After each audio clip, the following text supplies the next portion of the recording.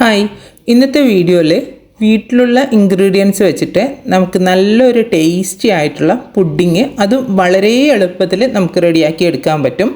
അപ്പോൾ അതെങ്ങനെയാണ് റെഡിയാക്കുന്നതെന്നുള്ളത് നോക്കാം. ആദ്യമായിട്ട് നമുക്ക് പുഡിങ് സെറ്റ് ചെയ്യാനുള്ള ഒരു ചെറിയൊരു ട്രേ എടുത്തിട്ടുണ്ട്.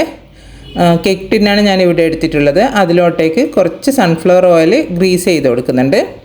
ഇനിയൊരു പാൻ അടുപ്പത്ത് വെച്ച് അതിലോട്ടേക്ക് 4 ടേബിൾ സ്പൂണ് ഷുഗർ ചേർത്ത് കൊടുക്കുന്നുണ്ട്. ഇനി ലോ ഫ്ലെയിമിലോട്ടേക്ക് വെച്ചിട്ട് ഈ ഷുഗർ ഒന്ന് നല്ലപോലെ മെൽറ്റ് ചെയ്തെടുക്കാം. ഇപ്പോൾ ഷുഗർ നല്ലപോലെ മെൽറ്റായിട്ട് വന്നിട്ടുണ്ട്. ഇതൊന്ന് കാരമലായി മാറണം. കളറൊന്ന് ചേഞ്ച് ആയി കഴിഞ്ഞാൽ ഫ്ലെയിം ഓഫ് ചെയ്തിട്ട് നമ്മൾ ഗ്രീസ് ചെയ്ത് വെച്ച കേക്ക് ടിന്നിലോട്ടേക്ക് ഈ കാരമൽ ഒന്ന് സ്പ്രെഡ് ചെയ്ത് കൊടുക്കാം. ഇത് നല്ലപോലെ സ്പ്രെഡായിട്ടുണ്ട്. ഇനി വേറൊരു പാന് നമുക്ക് അടുപ്പിൽ വെച്ചിട്ട് അതിലോട്ടേക്ക് പാല് ചേർത്ത് കൊടുക്കാം. 1.5 കപ്പ് പാലാണ് ഞാനിവിടെ ചേർത്ത് കൊടുക്കുന്നുണ്ട്.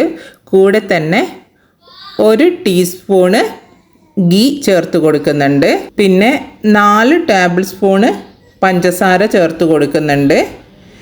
എന്നിട്ട് നല്ലപോലെ ഒന്ന് തിളപ്പിച്ചെടുക്കാം.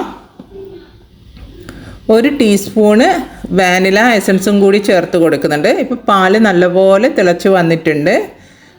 നല്ലപോലെ ഒന്ന് ഇളക്കിയതിന് ശേഷം ഇതിലോട്ടേക്ക് 4 ടേബിൾ സ്പൂണ് റവ ചേർത്ത് കൊടുക്കാം. റവൻ്റെ ഒക്കെ അളവ് കറക്റ്റാണ്. മധുരവും പാകത്തിനുള്ളതാണ്. നിങ്ങൾ നല്ലോണം മധുരം ആവശ്യമുണ്ടെങ്കിൽ കുറച്ച് മധുരം അധികം ചേർക്കാം. റവയൊക്കെ കറക്റ്റാണ്. ഇതിൽ കൂടുതൽ നിങ്ങൾ ചേർക്കരുത്. 4 ടേബിൾ സ്പൂൺ തന്നെ ചേർക്കുക.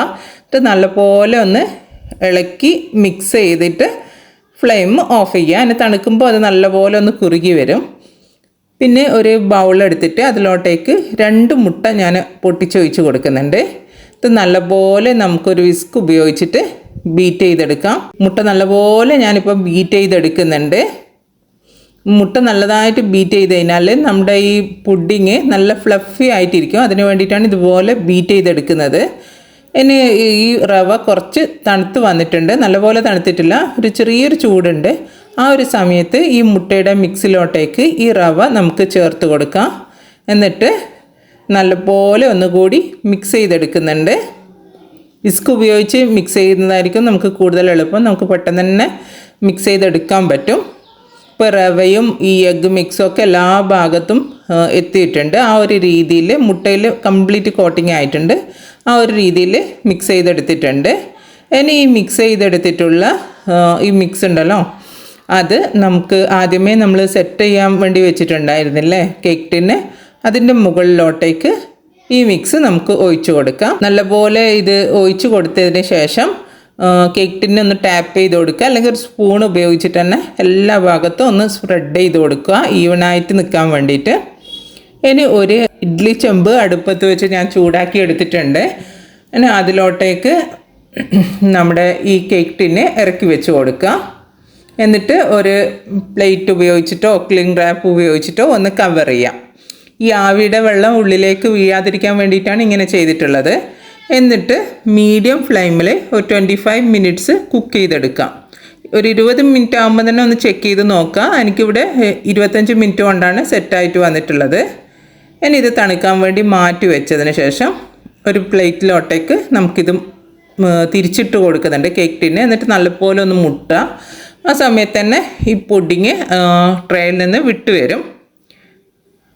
കണ്ടില്ലേ, ഇതുപോലെ നമുക്ക് സെറ്റായിട്ട് കിട്ടും. ഇതൊരു 3 മണിക്കൂറെങ്കിലും തണുപ്പിച്ചിട്ട് യൂസ് ചെയ്യുകയാണെങ്കിൽ നല്ല ടേസ്റ്റാണ്. ചൂടോടെ വേണമെങ്കിലും കഴിക്കാം, ടേസ്റ്റിന് കുറവൊന്നുണ്ടാവും. പക്ഷേ തണുത്ത് കഴിഞ്ഞാൽ നമ്മളിത് പുഡിങ് ആയിട്ടാണല്ലോ സെർവ് ചെയ്യുന്നത്. തണുത്ത് ചെയ്യുകയാണെങ്കിൽ കുറച്ചും കൂടി ടേസ്റ്റ് ആയിരിക്കും. ഇനി ഇത് നമുക്ക് ഇഷ്ടമുള്ള ഷേപ്പിൽ നമുക്ക് കട്ട് ചെയ്തെടുക്കാം. ഞാൻ ഇതുപോലെയാണ് കട്ട് ചെയ്തെടുക്കുന്നത്. നല്ല സോഫ്റ്റാണ്. എന്താ പറയുക, അത്രയും ഫ്ലഫി ആയിട്ടിരിക്കുന്ന ഒരു പുഡിങ്ങാണ്.